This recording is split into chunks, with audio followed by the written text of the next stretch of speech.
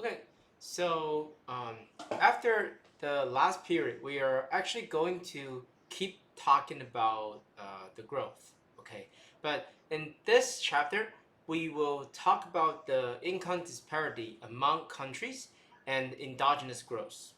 I mean, like the model we just talked about, there's another version of endogenous growth where the force of this endogenous growth is different.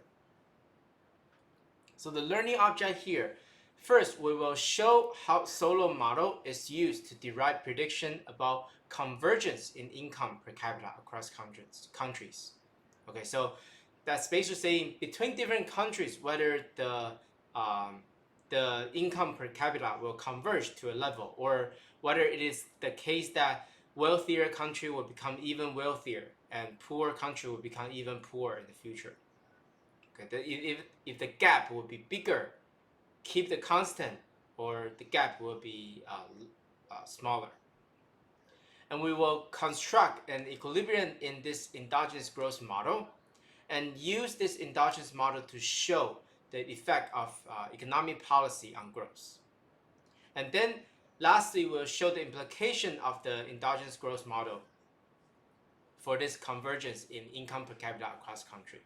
So Solow growth model will actually show you that but across different countries, the difference between different countries will become smaller and smaller. But what about this endogenous growth model? A different model might give you different implications. Okay, so convergence in the Solow growth model. Okay, if we assume there are two countries, one is rich, one is poor, and by saying rich and poor, what I mean is their initial capital is different.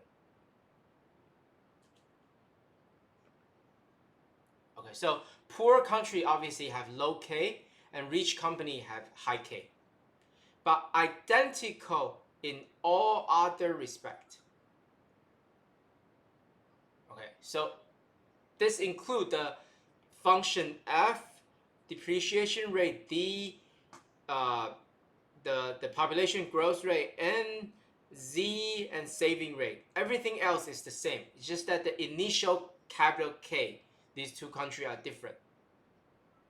Then remember, when we talk about the Solow growth model, when you talk about the steady state of the Solow growth model, we weren't talking about whether the steady state K will depend on the initial K, right? What that means is basically different K will eventually reach that steady state K star. So if we are a poor country, we have low K, and rich country have high K. Okay, initially we are different level of K. Different level of K. But eventually we will all go to steady states. So poor country will become this. Rich country will also become this. Right? Even if the rich country is so rich that KR equal K star, that doesn't matter. I mean, the KP will become K star one day. And if the KR is already K star, it will become K star all the way in the future. It's always K star. That's the definition of steady state. Once you reach the steady state, unless something else change, otherwise your K star is fixed, it's constant. Okay, so if you draw a graph that the x-axis is time and this is the income per worker, because remember, f of k is basically the z f of k, z f of k is basically y. And I mean, this is constant. Function f is a fixed function, z is constant. So k basically decide y. So y, similarly, the steady state y is also like this. yr will become y star. P will become y star eventually.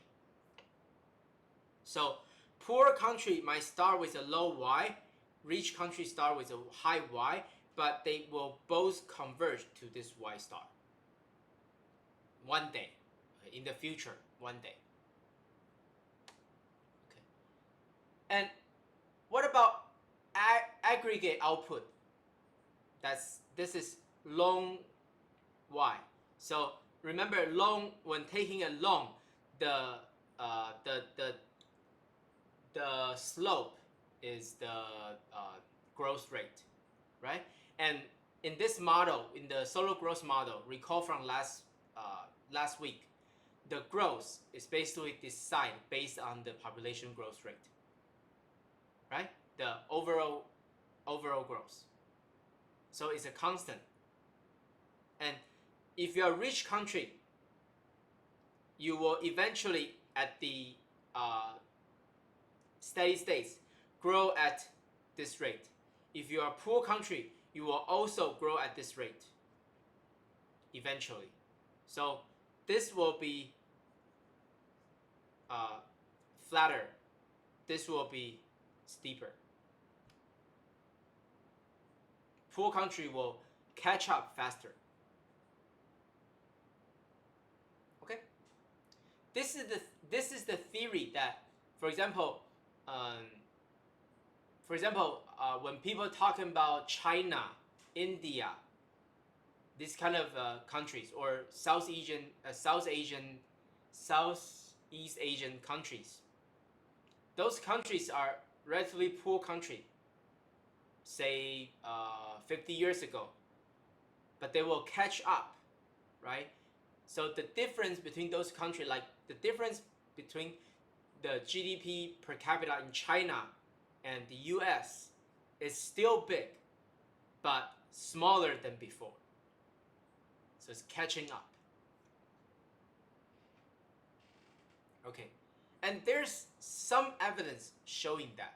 Remember, at the beginning of chapter 7, we said that there's like the scatter plot we have here. There's no tendency for rich country to grow faster than poor country, and vice versa. So basically, seems like that poor country and rich country are grow, not faster, also not slower. Okay. But rich countries are more like each other in terms of growth rate, in terms of poor country, than the poor country. So this is a bit different from the Solow model, right? Solow model prediction should be that the rich country will grow slower than the poor country. But we didn't actually find that. It seems like there's no specific tendency for that. Some country, that's the case, but some country, that's not the case. And rich country, they all have a similar growth rate, but poor country, the variation is very large. So what can explain this persistent difference across country in the world in terms of per capita income? Obviously, the Solow model cannot explain that. Okay, and there are several reasons or several models that can be used to explain this. Okay, so what are those factors? One is learning by doing. Okay, so that's what it says. It's basically that it takes time for the technology change to spread. So once US have a new technology, it didn't go to China or other countries instantly. Actually, many countries are trying to protect their technology. Okay, their production technology, or their new technology in terms of internet or computer, other stuff. So it's not like when there's one new technology, it directly spread to other countries. What that means is different countries have different Z. Okay, so different is not the case that we are all the same. Also, there are barriers to adopt technology. There are like trade barriers, union, market power. Market power means there's monopoly or oligopoly, that kind of different market power. Not everything is perfect competitive market. Okay, so the adoption of technology is not as easy as the model assumes. Okay, and there's also inefficient allocation of factor of production within countries. What that means is, for example, this is a well-known fact that China has a lot of corruption problem in terms of the government level. And many countries, even our own country, we have inefficient regulations in many, many different aspects of our economic policy or even the pandemic prevention policy. And actually, there's a paper by a very famous, actually Taiwanese economist who is teaching at Chicago Booth, the business school, with other people, and they have shown that this kind of corruption or inefficient regulations in Asia that could cost or reduce the Z as much as 40 to 50%. Remember, Z almost determine Y alone because Y is Z F of K. So even if you have a very high K, if your Z is reduced by 50%, that's times half, your Y is times half. That's how severe that is. So corruptions, inefficient regulation, that's a big hit to the welfare. Okay, so like I said, if there's different level of total factor productivity, so suppose the poor country also have poor Z, so it's ZP, and the rich country have a higher Z, that's ZR, and something in the middle we call it ZM, some middle income country. If that is the case, then the steady state prediction are also different, right? So the steady states K for poor country are just lower. Steady states K for the middle country are in the middle, and the rich country has the highest steady state K. So this could be if there's different technology, different total factor productivity, then obviously different country might persist a difference. Okay, and there's another way to sort of create this persistent difference in terms of income. Okay, we need a different model, obviously, because Solow growth model, we can only assume that the Z is different, so that or the F is different somehow. We can have that, but with a different model, within the model, we can actually have that. Okay, and this endogenous growth model, we call it a model of human capital accumulation. The idea is that, in the, sort of modern society, or in Taiwan specifically, our first degree industry, second degree industry are not that popular right now. It's mostly the third degree. It's called so-called service and a business kind of department. And like what you do right now, taking this class, is supposedly accumulate your human capital, and that's the capital that you will actually use for production to earn your wage in the future, right? So this accumulation process might be also important in the modern society. So it's not just the usually before we talk about K, right? K is physical capital. Okay, now we focus on other kind of capital, the human capital. So this consumer, we don't even need to have multiple consumer right now. We only need one person, just one consumer. And this consumer has 1 unit of time.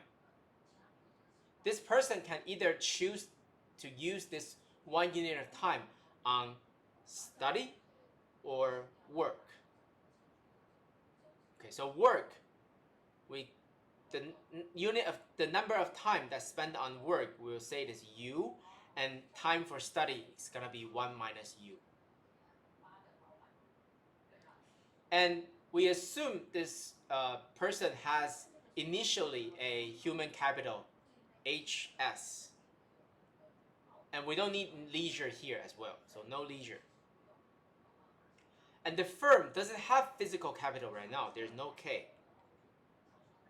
We just use something called the efficient unit of labor to produce. So what is efficient unit of labor?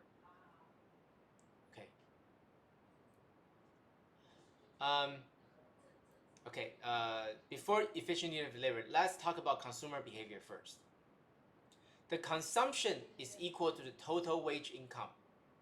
What is total wage income? That's how much I spend on labor, on work, times my human capital. This is the efficient labor, efficient labor. Okay, efficient labor. Efficient unit of labor, but efficient labor, that's the same thing. Times the wage, that's how much I can earn.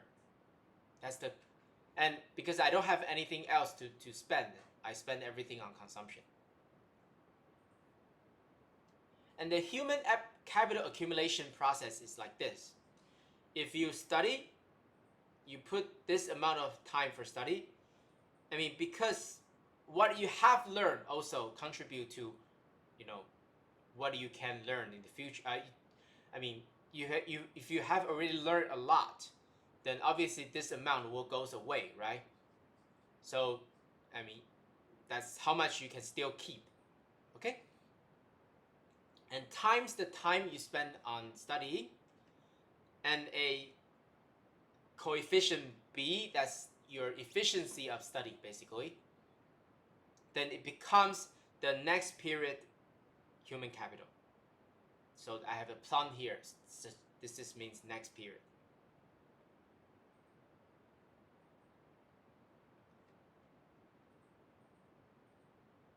Okay?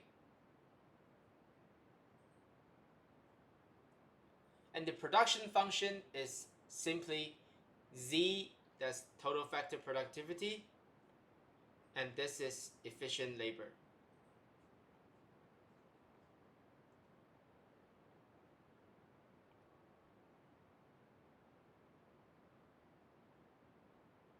Okay. The reason why I write D and S here is just supply and demand. I mean, but obviously in equilibrium, supply will equal demand. Okay, so that doesn't really matter that much, but you need to know because this is from the firm's perspective, so it is a demand. This is from the consumer's perspective, so that's a supply. So firm's profit is simply Y minus the cost, which is W times U times HD. But Y is Z times U times HD, right? So I can rewrite pi as Z minus W times U times HD, right? Okay, and at this point, you should have known what is the level of W. What is the only level of W that's possible?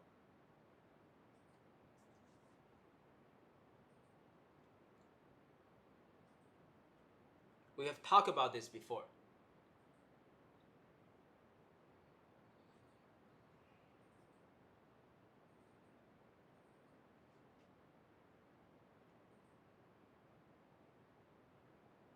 Anyone?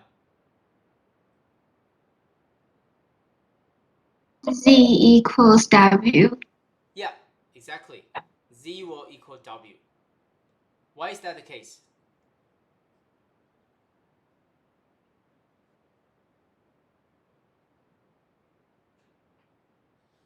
Remember why is that the case? Who said that, by the way? 我是玉仙。Uh, Cause the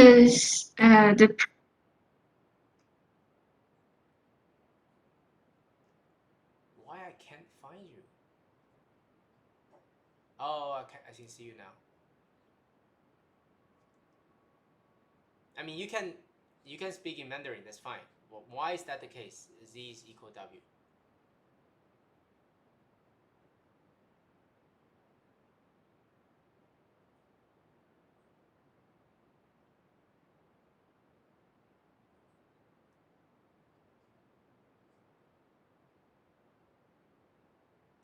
Okay. Anyone else?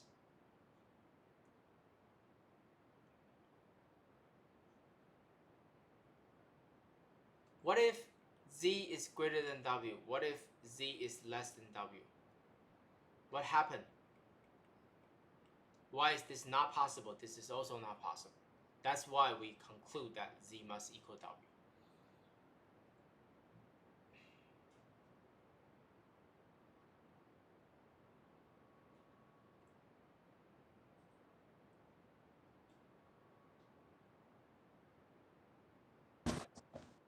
Because when Z greater than W, the firms will hire infinity labor to maximize their profit. And when Z is less than W, what is the demand? The demand will be zero. Yeah, exactly. So obviously in equilibrium, the demand cannot be infinity or zero, right? So this cannot be the case. So it must be the case that Z equals W. And since Z equals W, this also implies that the profit will be zero. Basically zero profit condition. Okay, so Z is at this W, the wage is at this Z level. And this is the demand, and this is the supply. This, remember, this is at the unit is the efficient unit of labor, efficient labor unit. Okay, so and so the wage must be set in terms of the demand. It must be a demand at Z, and it's a horizontal line. It can't be other wage. Okay. So equilibrium condition, equilibrium consumption, C equals ZUH, and H plum equals B times E minus UH. That's just from the dynamic of human capital accumulation. So the equilibrium growth rate of human capital, I just put this here, and minus 1. That's this thing's minus 1. So that become B times 1 minus U minus 1. That's the growth rate of human capital, right? Growth rate. And the equilibrium growth rate of the output and consumption, that's what? That's by definition Y plum divided by Y minus 1. But, I mean, Y is basically C in this model, right? All the Y will become consumption, basically. So C exactly equals C. But C is what? C is ZUH. So ZUH plum ZUH. And the ZU can cross out. So this H plum divided by H minus 1 is exactly this. So the growth rate of Y and the C is also this B times 1 minus U minus 1. So the growth rate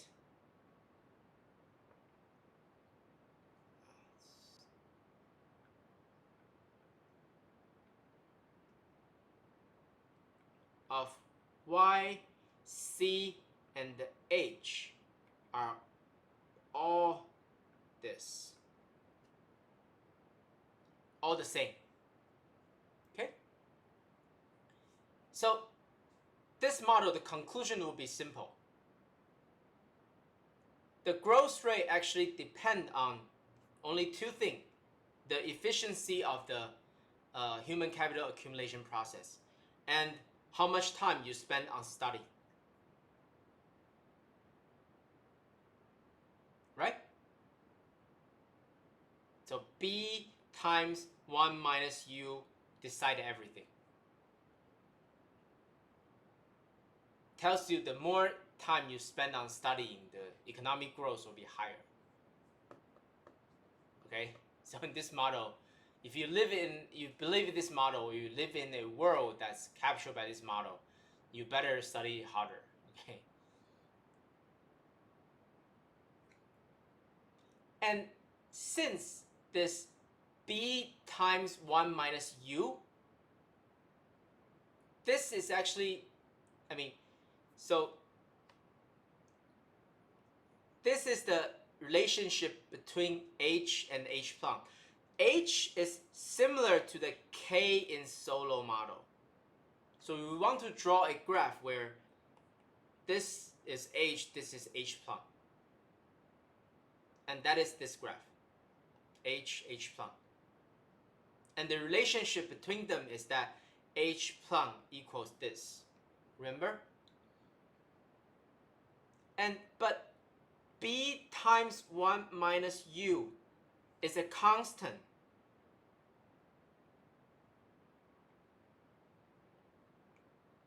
So suppose B equals 0.5. 0.5 is a bad number. Equals 2. And 1 minus U equals 0.6. Then B1 minus U will become what? 1.2. Then, this is the slope, right? So if the slope is 1.2, it is like this. It is higher than the 45 degree. In the Solow growth model, what I have is something like this. K plum equals some function K, and it will have a steady state. But in this graph, what I have is there's no steady states because the only point where these two interact is at the origin. What that means is the only steady state is that initially I have 0 human capital. That in this model, because if I have 0 human capital initially, I cannot accumulate any human capital in the future, so I'm doomed. There's always 0 human capital. Other than that, at least if I assume there's an initial amount of human capital, it can't stay at this point. It's always something positive, and there's always growth.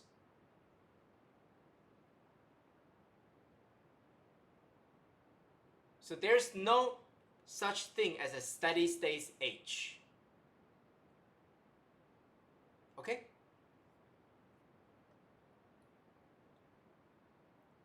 And what happens if there's a decrease in U?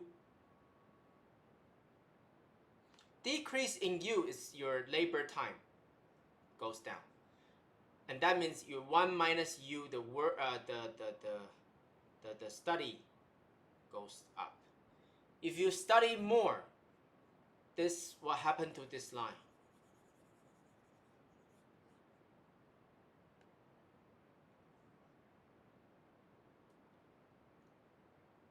You study more, this will become steeper, right?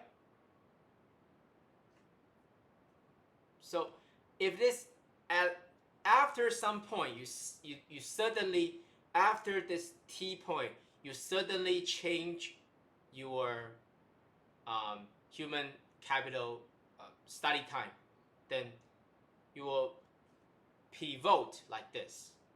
It will be the same origin, but somehow your growth rate suddenly increase. Okay? And what about increase in B, the efficiency of study? The same thing, right? Because B times 1 minus U. You can either exchange the position of them by product rule. So, they're the same. So exactly the same effect. That tells you in this model, you either study harder or you make your study more efficient. Remember what I told you in the first class.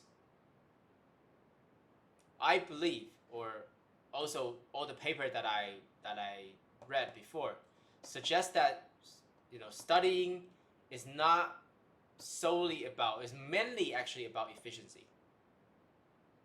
What's the way that you do your study? The more efficient you do your study, the better you will study. The better you will get your results. And in this model, because different country, the rich country or the poor country, they all follow this thing. The same growth rate as a constant growth rate. So if I say that the rich country have the rich country have a high HR is higher, then this HP is poor, this is greater than that. That means a richer country just have more human capital. If I assume that, the rich country will keep getting richer and richer. And they are growing at the same rate. The slope is different. Then there's no convergence at all. Right? They all grow at the same rate and they start at different points. Obviously, they're not getting closer to each other.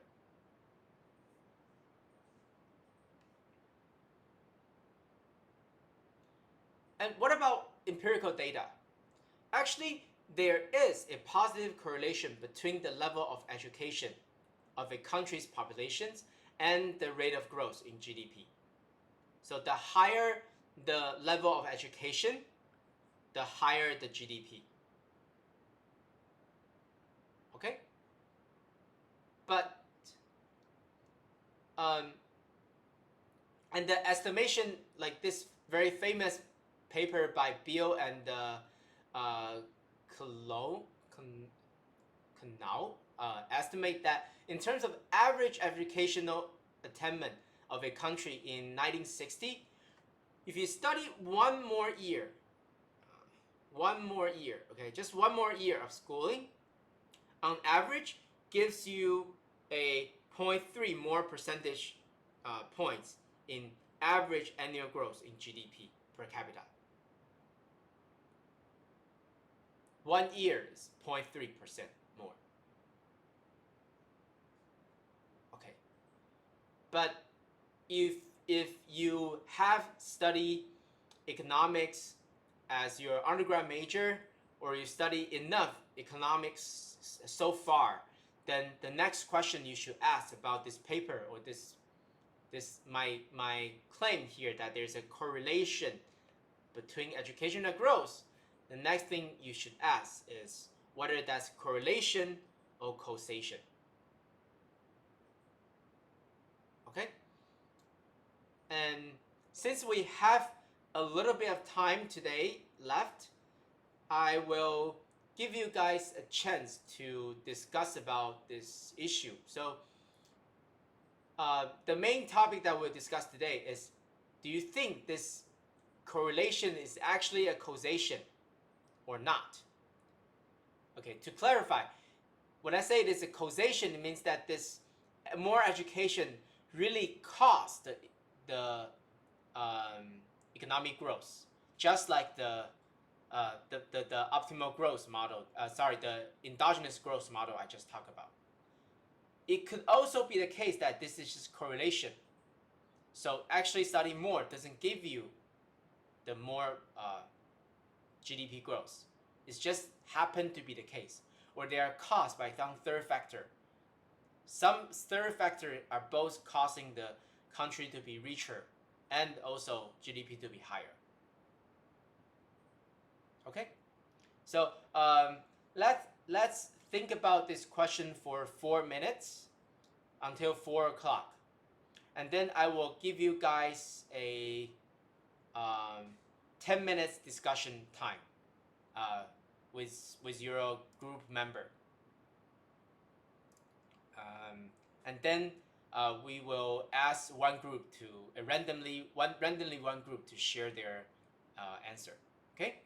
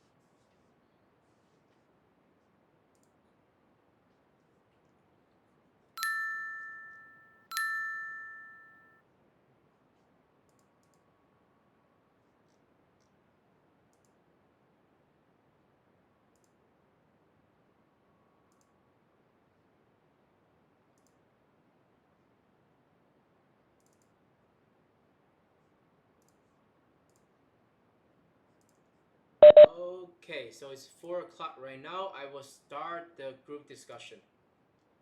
You should join the group discussion by clicking something, okay?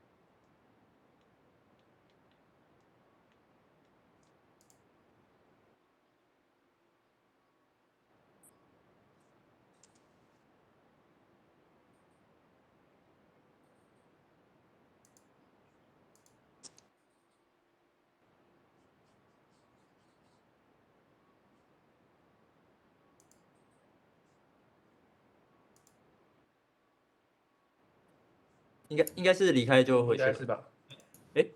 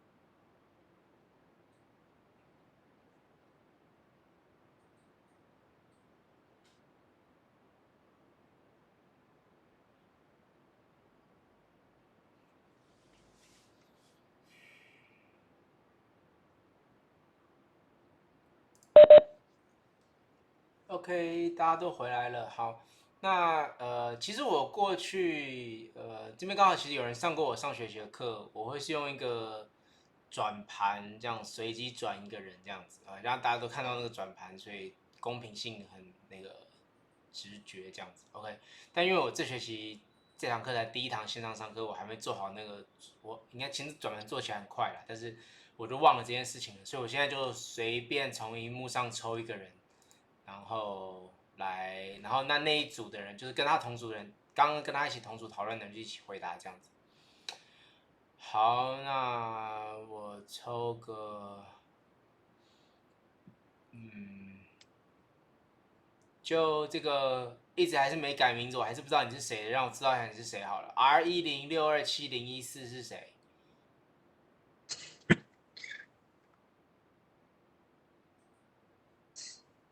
我不知道怎么改名字。你再问一下其他人吧，今天没关系啊。那你到底是谁？我是张佳宇。OK，好，那佳瑜，你们刚刚那组讨论的结果是怎么样呢我们觉得都有可能。？OK，那都有可能代表各有各的理由嘛？那你把两个理由都各讲一个就好了。就是我觉得是 causation，然后有人觉得是 correlation，然后我先讲，我觉得是 causation 的原因，就是一般来说，就是教育程度比较高的国家比较会有像是研究发展的活动，那可能会提高生产的效率，然后 Y 就会提高这样。我是这样觉得，然后有人觉得是 correlation。我有零讲一下。老师，我来帮我们这组补充说明一下，就是我们认为两种都是有可能的。那如果是 causation 的话，我们这组的假说是，就是受教育的年限更多，就代表可能会有更多的高阶人才，那就可以进而就是提升科技的研发能量，然后让整个 GDP 来上升。当然，这是我们的假说。那假说就是还没未经就是可能实验或数据证实的，所以可能需要一些资料来佐证这个假说，像是当时候的科技有没有上升，当时候的科技技术有没有提升很多，然后高阶人才有没有变多。然后 correlation 的话是，呃，有可能只是刚好，原因是可能是因为国家就是那时候刚开始发展，然后就刚好变有钱了，刚好变有钱，然后就可以盖更多的学校，然后让更多人去受教育，有可能也只是刚好。所以，我们认为两种都有可能，但所以如果要就是需要更多的数据来支持，到底是 causation 还是 correlation，这大概是我们这组的讨论。OK，所以我总结一下，你们说第一个，就是你要说一个东西是 correlation，你不能说它是刚好啦，刚好意思是 by chance，然后现在说我们看到一个 correlation，代表它不是刚好，或者我刚刚也许也用到了，我不知道我讲的时候有没有刚好，但是用刚好是一个比较误导性的词啦。那正确来说应该，我其实刚刚有讲了两种可能，不是唯一两种可能，几种可能，一种是有一个 third factor z 同时在 cos y 跟 x 增加，那你也会看到 positive correlation， 但 x 没有 cos y。另外一种可能是其实是 y 在 cos x， 那你刚刚讲的比较像是 y 在 cos x， 就是我看到为什么高教育的这个经济成长比较好，是因为经济成长好的国家就会比较付得起这些教育的资金，所以大家的这个，比如说就我们台湾也是开始变得比较有钱之后，才开始强制规定说这个国民教育变成这个9年国民教育嘛，9年吗？对，6+3，对，9年国民教育。那甚至现在还有在讲说要把高中也变成就是义务教育啊，我要讲的是义务教育，就是再加3年义务教育之类的，就是随着越来越有钱，可能会增加义务教育。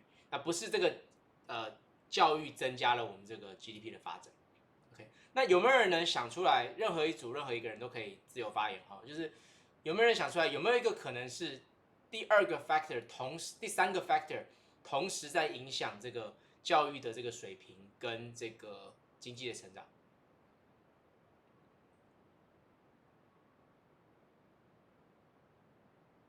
有哪一组是讲这个方向的吗？想到这个方向？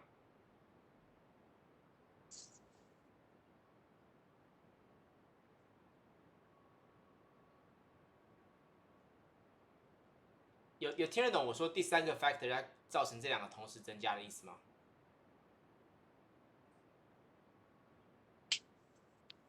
没有懂。举个例子来说，我跟你的年龄会有一个 perfect 的 positive correlation， 对吧？我增加1岁，你也会增加1岁；我老1天，你也会老1天。但是是因为有一个 third factor 叫做时间在同时 control 这2件事情，不是我长大变老造成你变老，也不是你变老造成我变老，对吧？那有没有可能有某个因素，它同时会这个因素高的时候，或是低的时候，同时会增进这个教育的这个程度水准，就多念几年书了，同时又会增加这个 GDP。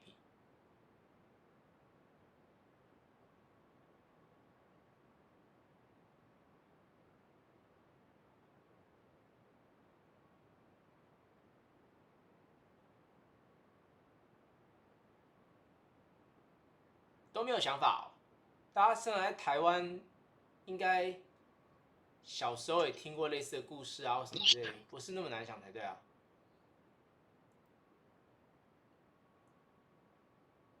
老师，我在想是不是战争的关系？战争哦，怎么对，战争？你是说没有战争？没有战争，大家有比较多余的时间去投入教育，然后以其他技术的发展，那这样对于经济增长会有比较正向的助力。那如果战争不断的发生，那也没有空去进行，没有办法去学习，然后相对起来他们的经济也大崩。Not wrong， 但是，以这个现实生活中的 data 看起来的话，比较不是这样子。原因是因为就事实上，自从2战之后，世界上大部分的地区在大部分的时候没有战争嘛，对吧？好，我讲一个在亚洲常为什么我刚刚说你在台湾长大，应该听过类似的故事。在亚洲有一个常见的讲法是，比如说儒家文化。儒家文化同时鼓励大家多念点书，对吧？那可是儒家文化 in a sense 也鼓励大家要认真工作，或是甚至有点这个有人开玩笑说是很奴性的这个工作，那这可能也会造成这个经济成长。那在台湾所谓的亚洲4小龙，其实都是深受儒家文化影响的地方，对吧？这就是一个常见的大家会谈到的所谓 third factor。OK， 所以我要讲这些只是在讲一个概念，就是说这东西当然中间有没有可能是 causation， 也有可能；有没有可能是 correlation， 也有可能，而且是 correlation 的原因可能还不止一个。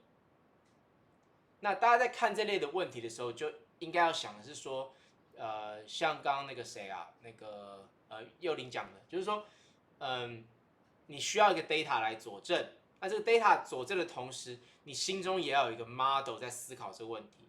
我今天讲这个 model， 这个education 的这个 model 其实也非常非常简单，它所有东西都线性的，没什么复杂的这个设定在里面。可是它可以导出一些很直觉性的结果，然后很有趣的结果。那各位在思考自己的硕士论文啊，或什么时候的这些事情的时候，其实也可以多想想这个方向。好，那我们今天就上到这边。